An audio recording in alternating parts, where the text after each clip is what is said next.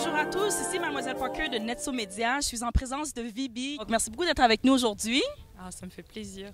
Donc, explique-nous un peu ton parcours. On sait que tu es d'origine camerounaise, tu es arrivée ici en 2001.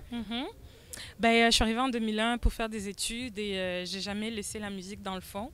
Donc, ça fait à peu près une dizaine d'années que j'ai travaillé avec plein d'artistes de la scène urbaine montréalaise. Et ça fait 2 ans et demi que j'ai sorti mon premier album avec lequel j'ai la chance de me présenter aujourd'hui au Festival Nuit d'Afrique. Super. Donc, quelles sont tes inspirations musicales? Beaucoup de musique africaine. Donc, j'ai beaucoup écouté dans mon pays, le Cameroun, du Richard Bona, Manu Dibango, Henri Dikongué et bien entendu de la musique gospel et la musique américaine de la soul. Donc, Aretha Franklin, Whitney Houston, toutes les grosses voix américaines, en fait, Whitney Houston qui m'ont inspirée.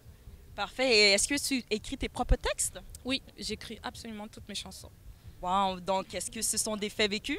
Ce sont des faits vécus, ce sont des choses qui m'énervent, qui m'enragent, des choses que j'ai envie de dénoncer ou tout simplement des émotions que j'ai envie de partager.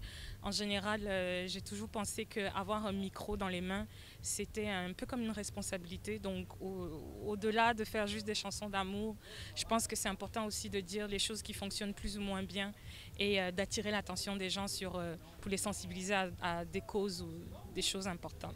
Donc, en parlant de chansons, tu as une chanson que tu as écrite que j'aime beaucoup, Mangué. Explique-moi la signification. Merci. Alors, Mangué, c'est pas moi qui ai écrit cette chanson-là. J'ai eu la chance de travailler avec un énorme producteur qui s'appelle Just One. Et Mangué, en fait, c'est dans ma langue maternelle qui est le bassa. Et ça signifie tout simplement enfant. Donc, c'est l'histoire, en fait, d'une mère qui parle à son enfant et qui lui dit de ne pas perdre espoir en l'humanité malgré tous les problèmes ou les embûches qu'on peut rencontrer dans la vie. Donc, c'est tout simplement un message d'espoir d'une femme à l'humanité, à son enfant. C'est une très belle chanson, je vous encourage fortement à aller l'écouter. Merci beaucoup, donc j'ai très hâte de voir ton spectacle. Ça me fait plaisir, au revoir.